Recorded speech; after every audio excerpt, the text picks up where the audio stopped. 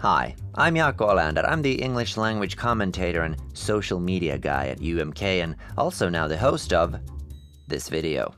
I also sell overpriced insurance plans and used cars for people who definitely can't afford them. But right now, let's set all of that aside and take a trip down memory lane and get to know Finland's Eurovision representatives for 2026, Linda Lampenius and Petri Parkkonen. Who are they? Where did they come from? Have they ever committed insurance fraud? Only one way to find out. Let's start with Linda. Linda Lampenius was born in 1970 in Helsinki, allegedly. Her first role was to appear as a baby in a Finnish film Akseli ja Elina. Oh. Wonderful. By age 7, she was a violin soloist. By 11, she was a concert master of the Helsinki Junior Strings. For comparison, when I was 11, I had barely learned how to walk.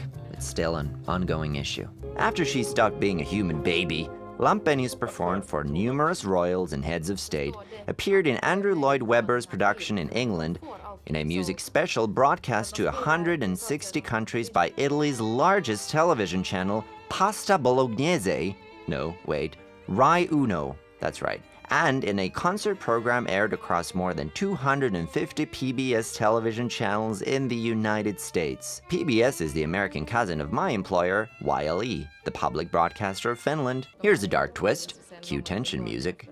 In 1997, Linda attended an Oscar party in Los Angeles hosted by Finnish-Canadian fashion millionaire turned sexual predator Peter Nygard. She later gave some interviews about the experience and the tone was not glowing. Nygard sued her for defamation. Linda maintained that she had told the truth about Nygard's behavior, which, as it turns out, she had. Because let's fast forward to 2024 when Nygard was sentenced to 11 years in prison for sexually assaulting multiple women, with the judge describing him in open court as a sexual predator. Linda, on the other hand, is glowing and living her best life, including winning the Eurovision Song Contest for 2026. Karma is a... Miltä tämä kontrollin menettäminen sitten tuntuu? Sanotaan näin, että mä uskon siihen, että totuus kuitenkin aina tulee lopulta esiin. Back to the late 90s, Linda graced the cover of Playboy, appeared on Baywatch, and somehow also found time to have her own soft drink in Finland. It featured her in a now iconic pose, one that you may actually recognize from this. In 1997, she released a very successful pop album, debuting at number 8 on the Finnish charts, and that same year, EMI offered her a worldwide record deal. She went on to become the best-selling Finnish classical music artist around the turn of the millennium. In 2003, she published her autobiography, Linda. In 2007, she contributed violin to Celine Dion's album, Taking Chances. And in 2010, she became a judge on the first season of X Factor Finland. And while she was doing all of this, I was still learning how to talk. Cut to the 2020s. Her second autobiography, My Untamed Life, was published in 2021, and in 2023, the documentary series Linda aired. It landed her a Golden Venla Award in early 2024. That's the Finnish equivalent of a Golden Globe. A major turning point came when she performed the interval act, Shanghain Valot, at UMK 2025, which introduced her to a whole new younger audience and marked a genuine comeback. And in 2026, she teamed up with pop singer Petri Parkkonen for UMK with the song Liekinheiten, winning the national selection with a record 570 points and becoming Finland's entry for Eurovision in Vienna. But you already knew that, didn't you? So if I had to sum her up in one word, it would be fighter. Her life has not been easy, but she is a shining example of what perseverance is. And I truly admire that. And her immense talent. Next up is Petri Parkkonen. Petri Parkkonen was born in 1990 in a small town called Pihtipudas.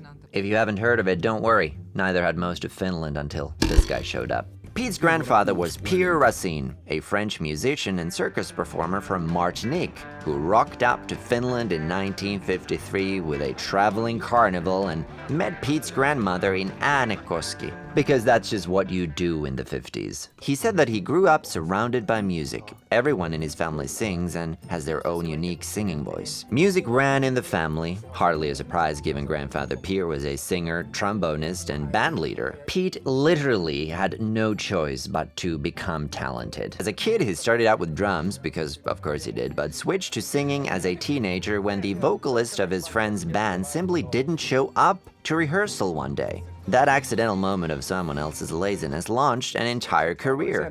Sen jälkeen sitten perustettiin omaa bändiä. Heti jotenkin tajusi tekijä, että no hemmetti, tää on mukavaa tää laulaminen. Siitä lähti laulaminen. National fame arrived in 2008 when Pete competed in Idols Finland and came third. Vahvan ennakkosuosikin tipahtaminen oli pettymys Parkkosen kotikunnassa Pihtiputaalla, missä Idols on pitkään ollut päivän puheenaihe. For comparison, when Pete was busy coming third on national television, I was still learning how to write. His first album debuted at number 1 and went gold, selling over 24,000 copies. Here's an interesting factoid: his early music was in English. After that, he went to do his military service, was in a military band, and had something of a revelation. He could sing in Finnish. Niinkin hauskasti voi sanoa, opin laulamaan suomeksi tosi hyvin. Shocker. And when he did, things started clicking into place. Singles followed in 2013 and 14, and he released a self-titled Finnish language album. During the same year, he also won Dancing with the Stars Finland, because why only be an excellent singer when you can be an excellent dancer as well? Then came 2016 and Kohta Sata, a song that turned Pete into something else entirely. Finland's official national sex symbol. For comparison, while he was releasing Kohta Sata, I was having, let's just say, an awakening of sorts. I'm not saying these two instances are related. The music video caused a minor scandal for being too erotic. Prudes, if you ask me. That same year, he also won the TV singing competition Tähdet with 55% of the audience vote, just in case anyone was still underestimating him. In 2022, he appeared on Vain ELÄVÄ, Finland's beloved artist tribute show, and then in 2025, Linda Lampenius called, and you already know the rest. He really is a lovely human, and a dream son-in-law, I find. So, if I had to sum Pete up in one word, it would be, well, many words come to mind, but it would be skilled. He's a very skilled artist and a very skilled human. In addition, he is extremely kind, and that is something that I truly, truly value. So, however these two end up in Vienna, whether they bring home the trophy or not, that's almost besides the point. What matters is that Finland is being represented by two people who are talented, hardworking, and actually decent human beings, which is rarer than it should be. I'm Jaakko Oleander, and I approve this message, and I very much approve of these two. That said, a win 20 years after our last one wouldn't exactly hurt.